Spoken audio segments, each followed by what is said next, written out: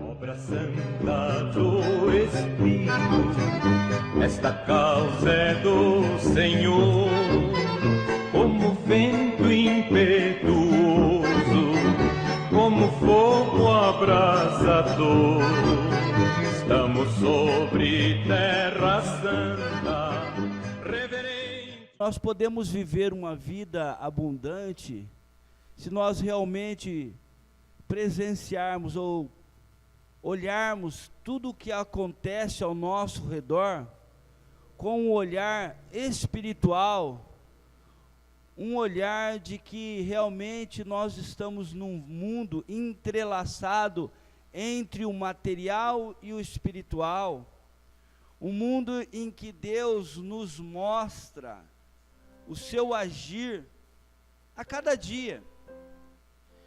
Um mundo em que nós estamos vivendo e Deus vai falando conosco através de pequenas coisas que vão acontecendo.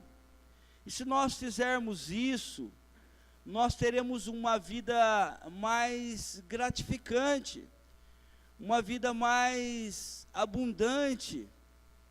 Ou seja, nós veremos realmente o agir de Deus se nós quisermos ver. Eu acho que o homem procura muitas coisas e se esforça e faz um esforço tremendo para o nada. E realmente é para o nada. Nós estamos caminhando, o mundo caminhando para a destruição. E as pessoas estão desapercebidas. Jesus vai voltar. Jesus voltará. Ah, mas você não gosta de uma festa? Eu gosto de festa, cristão gosta de festa. Mas nós precisamos entender que além de tudo isso, nós precisamos viver o Evangelho. Nós precisamos anunciar. Nós vemos os jogadores, tudo bem, é profissão, eles correm, amém. Mas nós devíamos ter, no meu ponto de vista, aproveitar mais isso. Aproveitado esses tempos para anunciar o Evangelho, sim. Eu não vi uma oração. Eu vi cantando hinos e mais hinos de nações. Eu não vi o mundo se reunindo e falando do amor de Deus. Será que eu estou errado? Ah, mas a Copa para a guerra. Para porque envolve muito dinheiro. É muito dinheiro. É muita corrupção. Ah, mas é bom as pessoas se alegrarem? É claro que é. Mas agora resta apenas uma ressaca. Por que eu estou dizendo isso? Porque, analisando as competições, a Bíblia diz assim, fazendo um paralelo: muitos são chamados e poucos são escolhidos. Nós vemos que muitas seleções ou muitos jogadores são chamados. Nós vemos que muitos vão e o mundo inteiro vai, mas só alguns ganham. Nós vemos que muitos jogadores são convocados, mas nem todos jogam. Por que eu estou dizendo isso? Porque a Bíblia nos revela algo, que quando um atleta ele corre para ter uma vitória que perece. Quando um atleta vai para uma competição dessa, uma seleção, eles vão para ter uma vitória, mas uma vitória que perece. Nós temos que dar o valor, sim, não sou contra, não é que eu nunca gostei muito de futebol, mas eu não tenho nada contra isso.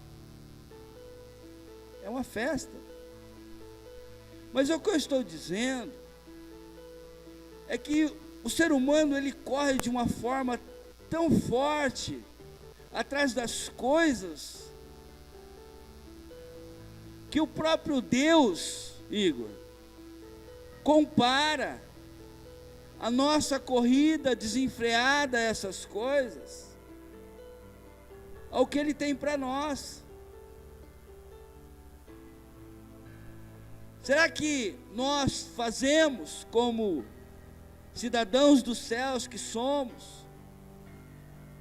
Será que nós exercitamos o tanto que um atleta ou que um profissional do esporte, o tanto que ele faz para adquirir a vitória? Será que nós fazemos isso?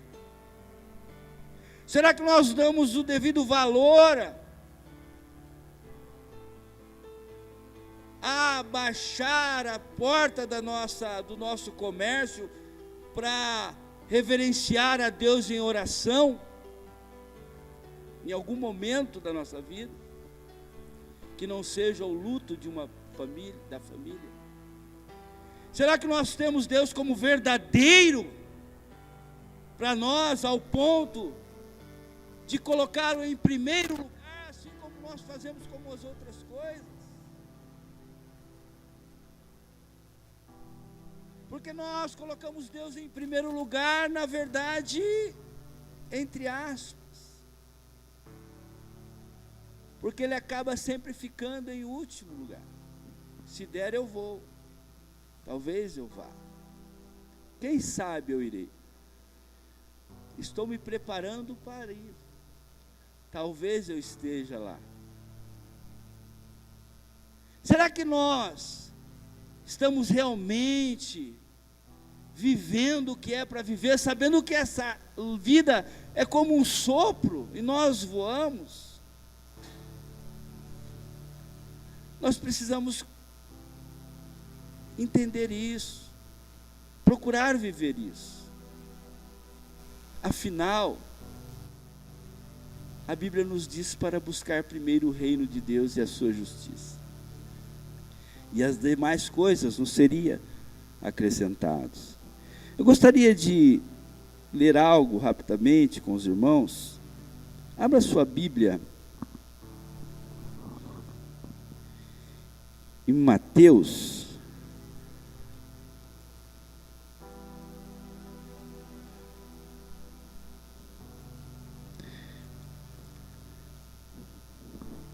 Mateus 22, irmãos.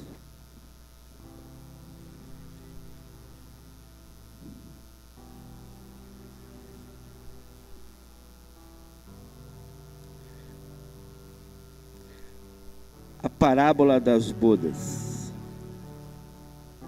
Mateus 22. Então Jesus, tomando a palavra, tornou a falar-lhes em parábolas, dizendo: O reino dos céus é semelhante a um certo rei que celebrou as bodas de seu filho, e enviou os seus servos a chamar os convidados para as bodas, e esses não quiseram vir. Depois enviou outros servos, dizendo: Dizei aos convidados: Eis que tenho o meu jantar preparado, e os meus bois cevados já mortos, e tudo já está pronto, vinde às bodas. Porém eles, não fazendo caso, foram um para o seu campo, outro para o seu tráfico. E outros, apoderando-se dos servos, os ultrajaram e mataram. E o rei, tendo notícia disso, encolerizou-se e, enviando os seus exércitos, destruiu aqueles homicidas e incendiou a cidade. Então diz aos servos: as bodas na verdade estão preparadas, mas os convidados não eram dignos. Ides, pois, à saída dos caminhos e convidai para as bodas a todos os que encontrardes. E os servos, saindo pelos caminhos, ajuntaram todos quantos encontraram, tantos maus como bons, e a festa nupcial foi cheia de convidados. E o rei, entrando para ver os convidados, viu ali um homem que não estava trajando com vestido de núpcias, e disse-lhe: amigo, como entraste aqui não tendo vestido nupcial? E ele emudeceu. Disse então o rei aos servos: amarrai-os de pés e mãos e levai-o e lançai-o nas trevas exteriores. Ali haverá pranto e ranger de dentes, porque muitos são chamados e poucos escolhidos. Muitas vezes nós falamos este último versículo sem saber o contexto de onde ele foi dito, de como ele foi dito. E aí nós falamos: muitos são chamados, poucos escolhidos, e isso fica, parece que como uma nuvem na nossa mente, para entender esta palavra. E nós vemos aqui que por parábola, Jesus dizia algo que fazia com que as pessoas compreendessem aquilo. Eu peguei o gancho da Copa. Muitos, mas poucos terminaram. Poucos alcançaram. E o que quer dizer isso? Nós vemos aqui que Deus criou um povo para louvá-lo, para engrandecê-lo, uma nação, a nação de Israel.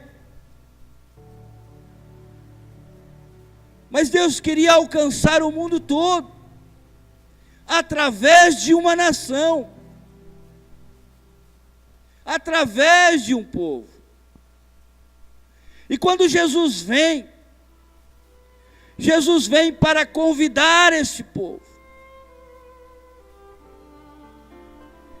Mas a própria nação de Israel não quer que este outro povo entre nas bodas.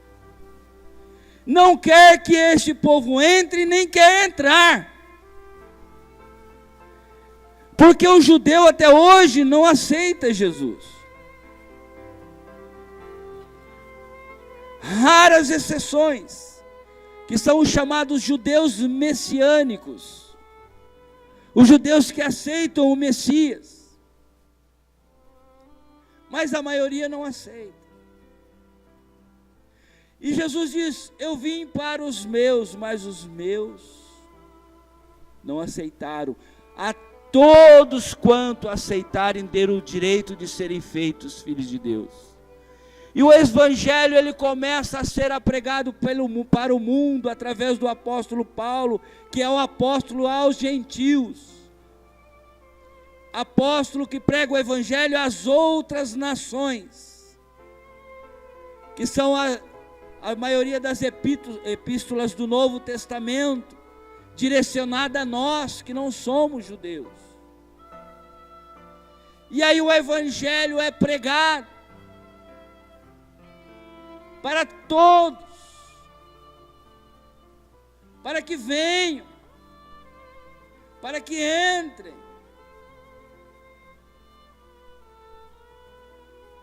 para que aceitem. Muitos são chamados, e agora se estende ao mundo. Mas o que eu quero dizer a você nesta noite para terminar, que você está aqui, você foi chamado, mas se você não estiver vestido adequadamente, se você não estiver vivendo adequadamente, de nada vale o seu chamado, pois você não será escolhido. Muitos são os chamados, porém poucos os escolhidos. Que você possa ser um escolhido e, por final, um campeão. Que Deus os abençoe.